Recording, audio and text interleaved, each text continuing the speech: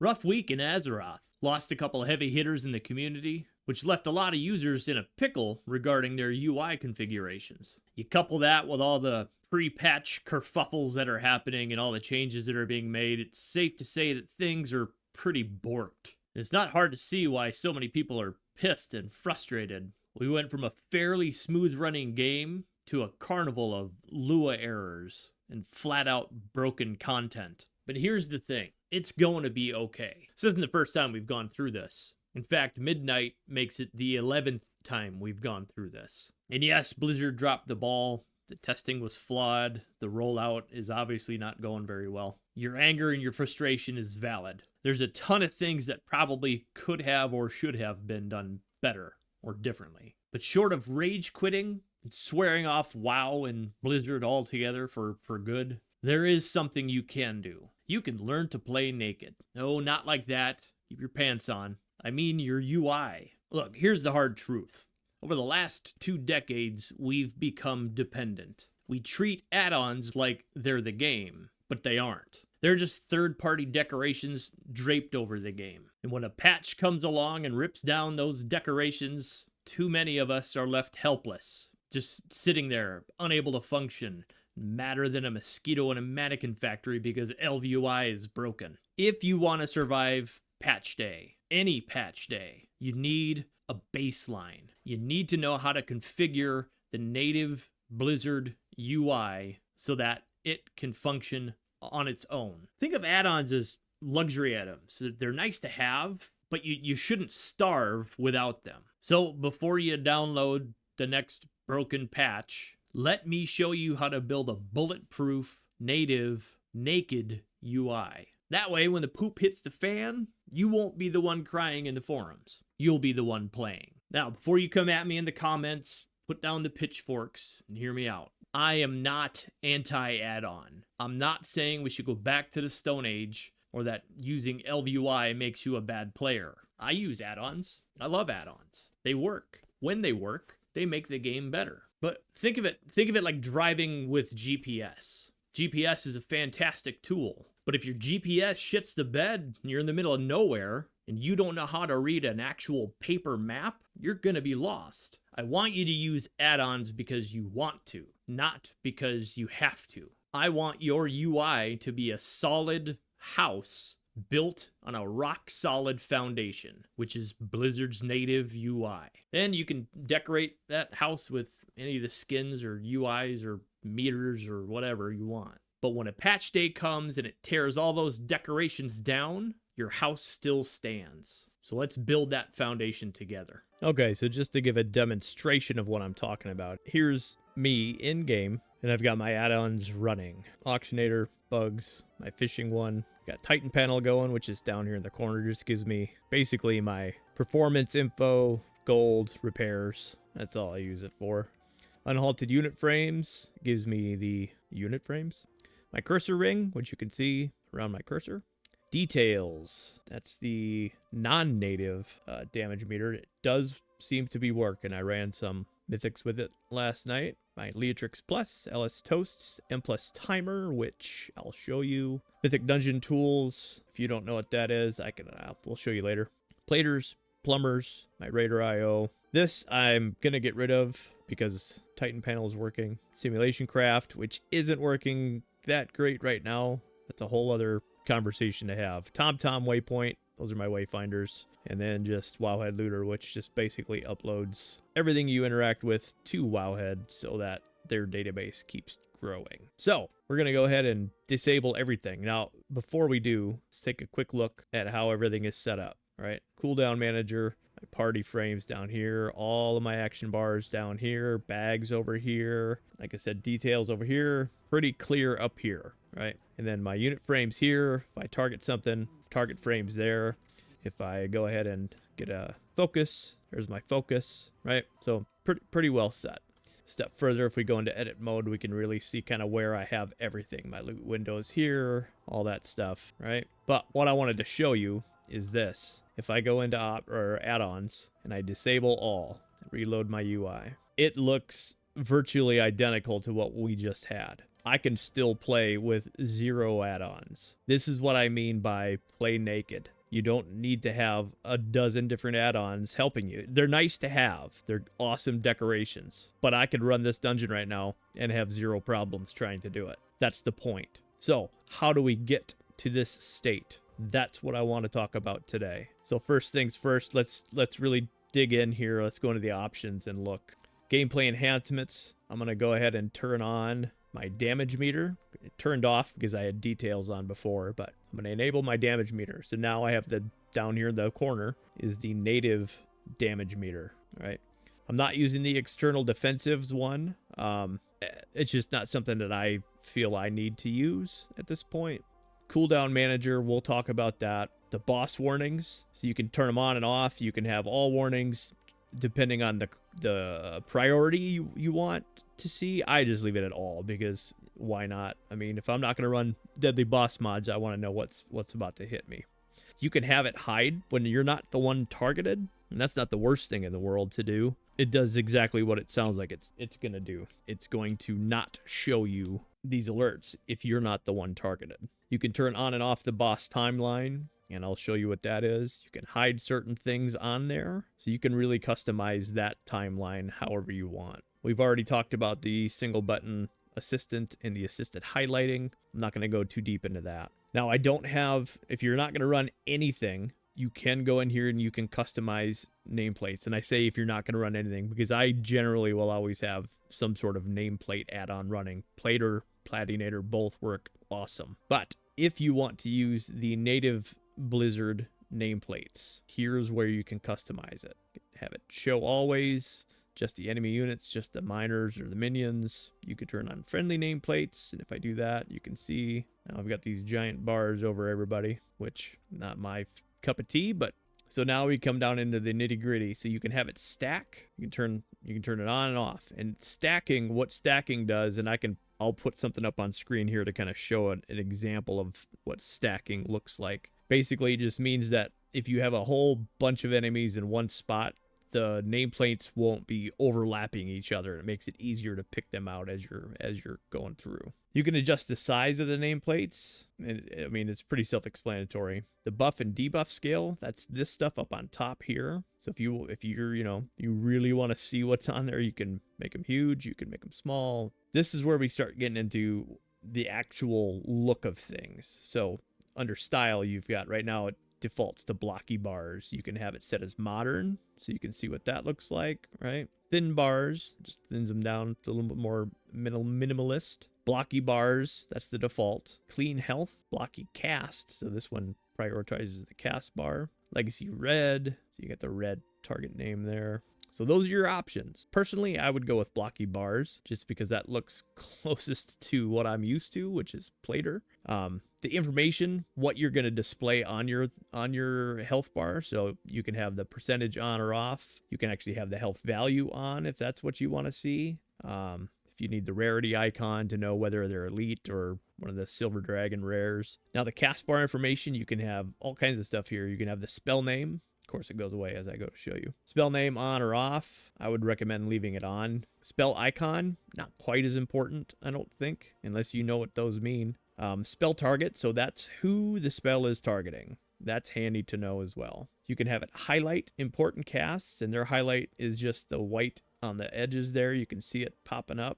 And you can have it highlighted when targeted by enemy. So if I turn this on, see how it's kind of a red around it now, whereas it's not. When I turn it off, it's just normal yellowish white. If I turn it on, it turns red around here. That tells you that you're the one being targeted. Ag display. So I know some of my Discord users were talking about threat meters. This is one thing that might help. If you turn this on, there's 3 different things you can have toggled here. So progressive, as you start to gain aggro, you'll see those flames popping up on the back end, which are conveniently covered up by the buffs. You can have it flash at you, so you can see it flash. So if I get aggro, it's going to flash at me. And you can have it change the health bar color.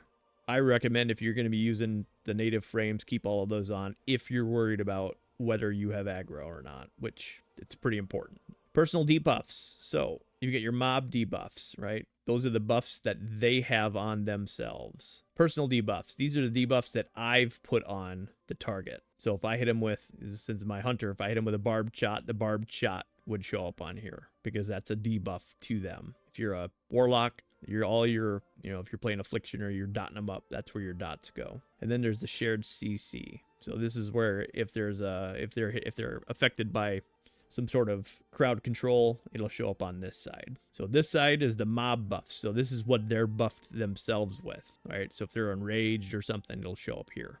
And then you can adjust the debuff padding here. Basically, you can have it be right on top, or you can stretch it out, which I guess not the worst thing in the world, especially if you're going to be using the ag display, because now you can really see the aggro there. If I turn that off, you can start seeing it glowing. So, and then you can simplify the nameplates, and that just basically, if you have this turned on for any of these, when I had the friendly nameplates turned on, I'll turn them back on to show you. Nope, there we go. How they're just plain Jane blue and class colored until you click on them. That's what the simplified plates does. Just makes them plain. That's the base nameplate Blizzard has come up with. Like I said, not the greatest in the world.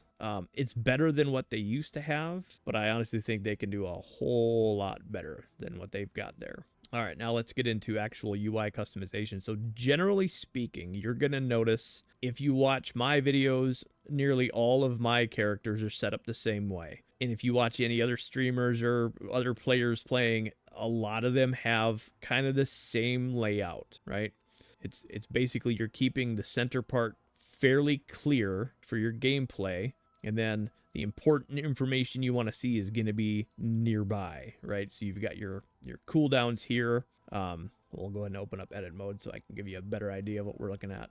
I've got my boss timeline right here. So what the boss timeline is, it's exactly what it sounds like. It's a timeline. It's all of these things dropping are the spells that are about to be cast by the boss, right? When it hits this button, he's got 5 seconds left. 4, 3, 2, 1, cast. So you can have a better idea. It just kind of prepares you for what's coming, right? So I've got that set pretty close to the center of the screen here so I can see it easily while I'm playing, so I don't have to dart my eyes way over here or over here to see what's coming at me. You got your boss warnings up here, and I've actually been meaning to move these.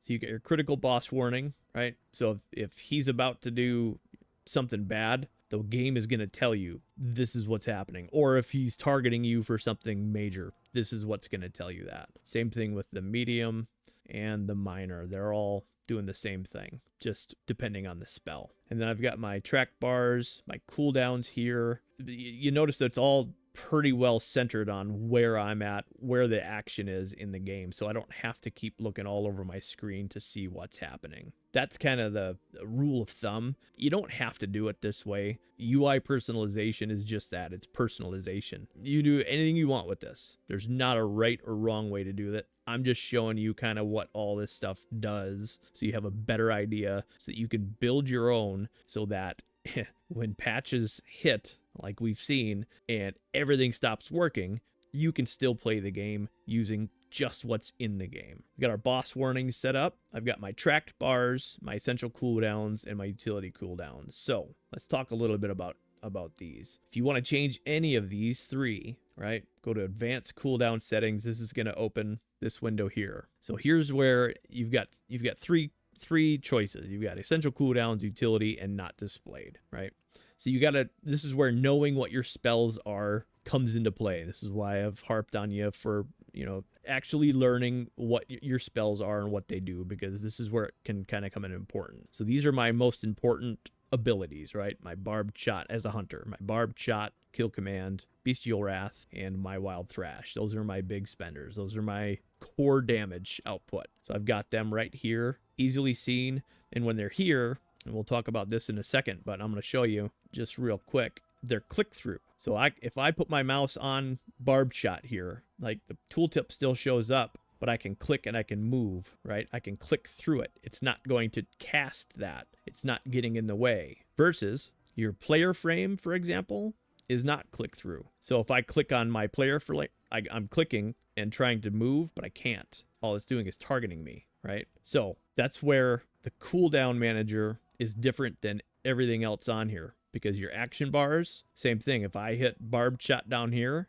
or any of these, right? I can't move the screen because these aren't click through. Neither are the player frames. They're not click through. You can't move your screen. You can't click through the screen to move. You can with the Cooldown Manager. All right, I beat that in the ground. You get the point. So back to what it is and how to set her up. Let's go here. Oop, nope, that's not right. Now we can edit mode. Click on that. Advanced cooldown settings. So essential cooldowns, just that. Utility cooldowns. For me, I keep my counter shot and my intimidation because those are my stuns and my interrupts, right? I want to know, okay, how long do I have left on it? And it'll show me right here what the cooldown. It shows you the number as it's going. And I can show, I'll put some footage up on screen of that actually in action. And then I've got my big defensives here, my survival of the fittest and my exhilaration. Just tells me, okay, I'm good to go. I don't have to pop up a health pot, that sort of thing. Now, I've got all these not displayed. I could easily drag and drop them up there, and you can see it pops it on there if I put it up. It's not even a thing, and it's easy to adjust this as you need. This is just how I have mine set up. So that's under the spells tab. We also have a buffs tab here. Now, under the buffs tab, that's where your tracked bars, these 3 bars right here. So I'm tracking when I have Bestial Wrath active, I have tracking when I have Barbed Shot active, and I'm tracking when Beast Cleave is active. It's a countdown bar, right? But I can put any of these on as a bar, or if I just wanted to know, hey, Bestial Wrath is active, but I didn't really care how long it was active, I can move that up to this tracked buff. And, oh, I don't have it active here. You've got another window here called tracked buffs, right? And you can put that wherever you want. So instead of showing it as a bar, it'll show it as just a pop-up icon. So that's what tracked buffs does. I personally, for this, I like it as a bar. That's essentially how to use the Cooldown Manager, how to set it up, and in a little bit of a deeper dive. All right, we'll talk about action bars next. So if you click on any action bar, right, it's changing the edit window to whatever bar you have open, right? So let's just say I want to change some stuff up about action bar 1. You can make it vertical, right? So if you wanted that to be like, if you're the kind of player that likes to see your action bars because it helps you with your rotation, maybe you've got the assisted highlight on, you don't have to have them horizontal. You can turn them vertical, and you can change the number of icons you have there. So if you want just a few that you can see, like maybe you could put it like right here, so it's not quite in the way, and you can still kind of see your rotation going on. You know what I'm saying? So if we save out of this and close it, now I just have a rundown right there of what my next ones are going to be. And they're not really in the way, right? You can go as crazy with this as you want, but I'm going to leave mine as horizontal, put it back down to where it was, and boom, right? If it's too small for you, like right now I've got it set to 60 because I don't really look too close at my action bars when I'm playing, only because I've played long enough that I kind of know my rotation already. But if you can't see it, that's where icon size comes into play. You can make it ridiculously huge or ridiculously small if you want. It's all personal choice. Icon padding, what icon padding will do is it changes how much space you have between each button, right? Stretches them out a little bit. Doesn't make them bigger, just stretches them out. Now, you can kind of really customize it here. You can have it always show buttons. So what this does, we'll use action bar 3, for example, because I have this one set up special. For action bar 1, I always show the buttons. I'm hiding the bar art, so I don't have the eagles or whatever the hell they are around them. And I'm hiding the scrolling. You can scroll on your action bars if you want, but you have enough action bars, that's not a thing that anybody uses anymore, right? For action bar 2, so action bar 1 is always going to be visible. That one is just the way it works. Action bar 2, you can switch. Action bar 3, you can switch. Bar visible, so you can have it always visible. You can have it visible only in combat. You can have it visible only out of combat, or you can have it hidden altogether, right? So like these bars over here, I have them hidden because I'm not using them. Action bar 3, I have it only visible in combat, but I also have it say not always show buttons, right? So let's just show you what I'm talking about. I make it always visible, always show buttons. We look down now and you can see all these empty buttons because all I have on here is my primal rage, my lust, and then one of my flasks or my potions, my battle potions, because I'm not going to use these when I'm not in combat. So I don't want to take up real estate on my action bar for stuff that I might need, right? So I've gone ahead and edited this bar specifically to make it only show in combat, and I don't want to see the buttons. Deselecting the always show buttons, what that'll do, I turned it off. Now it just shows what I have on that bar. It doesn't show the empty slots next to it. Now, if I wanted to put something on there, say I click and drag, see how they come back, see it shows, okay, I can still put stuff there if I want.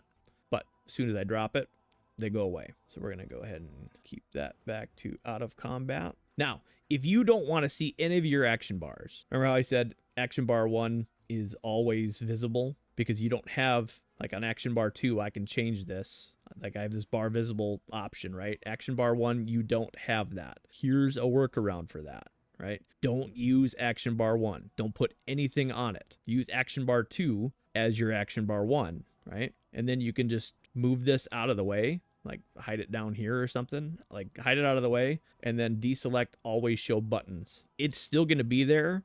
It's just there's nothing's going to be on it, so you won't see the buttons. It basically hides the bar for you, if that makes sense. So if you're the kind that wants a clean, sleek, I don't want to see any action bars, but I can't get rid of action bar 1 because they don't have a thing, that's the workaround for it. All right, what else can we talk about? My buffs I have up here, debuffs, and you can, again, you can change the layout of these however you want. I have my debuffs a little bit bigger just because they're kind of important. You want to know what debuffs you have on you, obviously, and your buffs, you should know what buffs you have. And then your player frames, you know, I keep mine at 100. If you need it huge, make it huge. If you want it smaller, you keep it smaller. The cast bar, so right now my cast bar is right here, but you can opt to have it underneath your character. You can't see it because my pet frame's in the way, but you can have your cast bar under your player frame, and it'll lock it to it if you want, right? But we're gonna go ahead and keep it back where I had it there. I don't usually use a cast bar too often on this character, but my pet frame I make big when it's in native mode, just so it's easier for me to see. This right here is your boss frames. So when you're actually fighting the boss of a dungeon, yeah, you'll have the target frame, but you might need to click away and click on an ad or something. The boss will still show up here in one of these, so you can still keep an eye on what the boss is doing, even if you're clicking on an ad and burning down, you know, some ads that are coming in. You can still have an idea because this is the boss's cast bar here. You can put the cast bar underneath it, leave it on side. You can have it smaller, bigger. You can make it ridiculously huge, ridiculously tiny, however you want. Your damage meter, again, you've got all sorts of ways you can change this around. The style just changes the style of the bars, so it's purely aesthetic. You can make it bigger, smaller. You can make it taller. The padding is how much space is between the bars. You can see it moving there. Opacity, just that, right? Background, do you want it clear? Do you want it dark? Easier to see. Text size, maybe you're like me and need glasses. You can have it huge or you can have it small, whatever. Visibility. This is another cool thing. You can have it only pop up when you're in combat. If you don't like seeing it there all the time, there you go. Spec icon, that just shows down here, like, you know, Sylvanas is a hunter and Arthas is a death knight and so on and so forth. But if you have it separated by class color, you really don't need the spec icons. Another cool thing you can do with your damage meter, you can create a new window. So if you want to track more than just damage done, DPS or heals per second, if you want to track all of them, you can do that. So you just click on the little wheel here, create new window pops up, you unlock it, you can move it wherever you want, you can resize it however you want, and then you can have this one show your damage taken, whatever you want to track. And if you want another one, you create another one. Just unlock that window. So now if you want to know, like, okay, who's doing interrupts, you can look at it that way, right? You can go crazy with your damage meter. I don't know how many of these you can have. Looks like you can only have 3. So you can have up to 3 of these windows going with the native, which is more than enough for most people. I mean, unless you're a raid leader, you DPS or your heals per second should be about the only thing you need to see. But that's it. I mean, that's really kind of the nuts and bolts of what I wanted to show you. This is all native. I have 0 add-ons running, right? So I could go through right now and I could play this dungeon, albeit probably not quite as efficiently.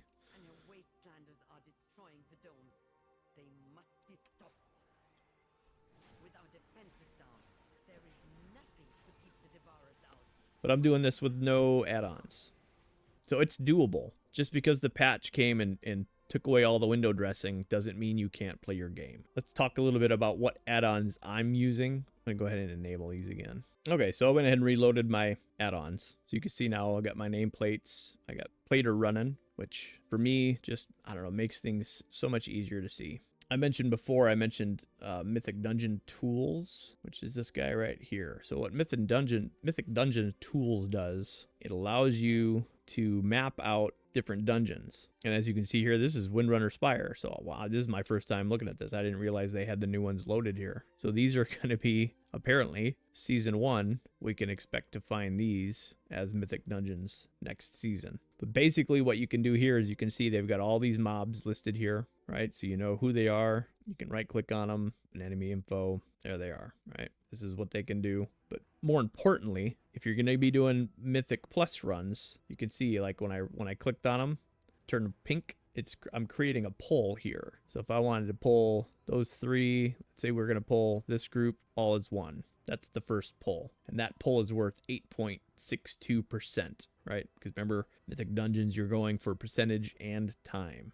So maybe pull 1, we pull this whole room, which after being in here, that's more than likely what's going to happen. So that's 11%, right?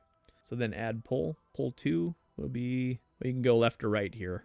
They're both the same. So pull 2, there you go. That's 15%. So we're up to 15% of the total we need. But that's how this works. So if you go, when you get into this room here, maybe you only want to pull these guys and leave this other group as a second pull, and then maybe you want to drag them in here along with those and make kind of a bigger pull, right? That's how that works. And if someone else is using MDT in your group, you can share this, you can live update it with them. They can open theirs, and then you can go in and you can actually draw on here. Oh, maybe not. You can let me do it. You can draw, like we go this way first, and then we're going to go down here, and we'll come in over here, and we'll take these guys, and then we'll move this way. Do you know what I mean? You can really get coordinated with the people you're playing with. Mythic Dungeon Tools. Highly, highly recommend if you're planning to do any sort of Mythic Dungeons. Handy, handy, handy. And to find these maps, like these are preloaded. I didn't realize they had done this, but to get pull maps, like pre-made stuff, I'll leave a link down below. I can't remember top of my head what the website's called. Keystone Master, I think. But I'll leave the link in the description. Well, another thing I wanted to talk about too was the unit frames one. Unhalted unit frames. So this can be daunting at first if you don't know, if you've never done anything like this before, right? So you've got your global settings. So if you want to change the font, this is your global settings, right? So if you didn't like that, if you wanted to do something different, maybe you like it look, cool, you can change it to that. I can't read that because I'm old. So we're going to keep it at Expressway. But that changes it globally. It changes it on every single unit frame that you're going to have here. So the unit frames you have available to edit, you get your player frame, target of target, pet, focus target, the boss. Remember the boss window I was talking about before? There it is now, skinned with unhalted unit frames, right? And each one of these you can really go pretty deep into, right? So I'm looking at my player frame right now. So you can change the width, which does exactly that. So if you want it just to be ridiculously huge, you can make it ridiculously huge, but we're gonna go ahead and keep that at 200. Height, same thing. You can make it big and fat, big and tall, whatever.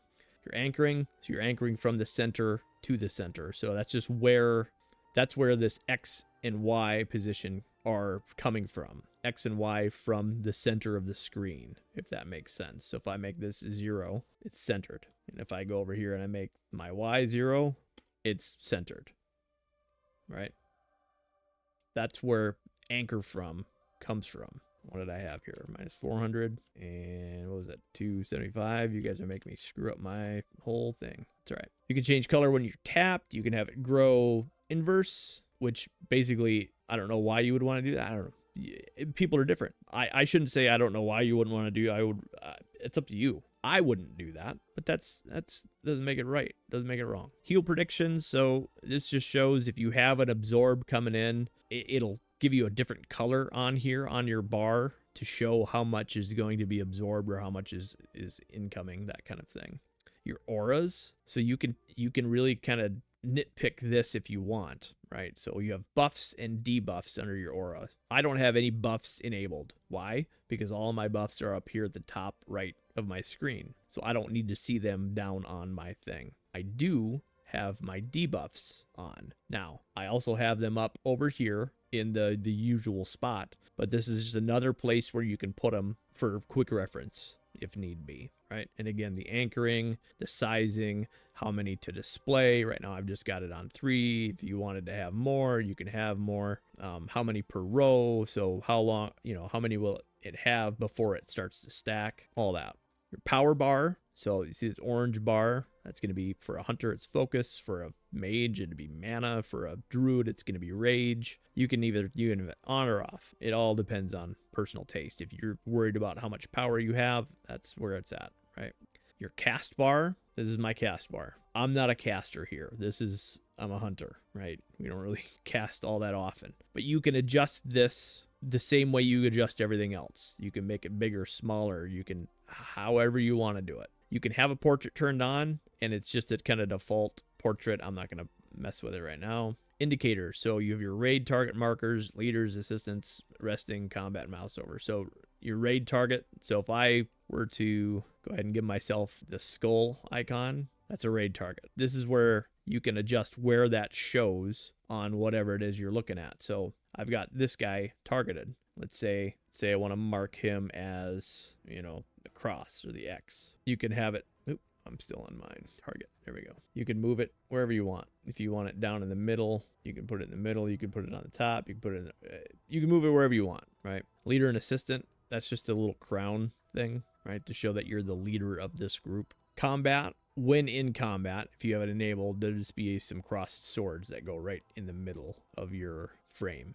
and you can move those wherever you want. The mouse over is just is it gonna highlight when moused over. So you can see it turns white as I mouse over. That's what that does. So now your tags, right? So in each one, like we're gonna look at player. If I go to my tags, tag 1 is your name. If you don't want your name there, then you can take it out. If you want your health to be on the left instead of the right, because maybe that's just your bag, then boom, there you go. Put it there. And then you can go to tag 2, which is the other side, and you can make that your name tag if you want. You can do whatever you want with this. That's what the tags are. And those tags work the same way for each one of these frames, right? That's how this works. Now, once you get everything set up the way you want it, you can save it. I think you can export it. Yeah, right here. You can export. So I'm going to go ahead and, okay, so I've got my profile back to, nope, it's all screwed up. That's all right. So if I wanted to export my setup, right, to share with someone, export profile, it puts this big string right here, right? You hit Control C on your keyboard, open up a Word document, notepad, whatever, paste it in there, and then on the other computer or the other profile, you would just click in this import here, and you would Control V to post that string in here and hit import, and it'll import the settings you had set on the other one. Simple as pie. So that's the unit frames. You can do the same with your edit mode as well. Up here at the top, you've got your layout. If you go down here and do share, you can copy your layout to a clipboard. It's the same thing. It's going to be a big long string of numbers, and then to import it, I would just do import. It opens this import window. Click in this little box here and paste it, name it. You can make it character specific if you want, and hit import, and you would have my layout. It's that easy. And so what I'll do once I get things back to where I had them before, because I did kind of mess things around a little bit here, I'm going to go ahead and copy and paste the strings for at least my unit frames and my general setup, and I'll drop them in our Discord. So anybody who wants them, even just if it's just as a base to start from, you're more than welcome to use those. So that's it. That kind of wraps up this long, drawn out, droning, boring session. I hope you learned something. And as always, come join us in our Discord. The link will be down below in the description. It's free. Lots of good people in there. It's growing every day. Constantly running content together and learning together and just having a really good time. So come join us. Links down below in the description. And as always, I'll see you in Azeroth.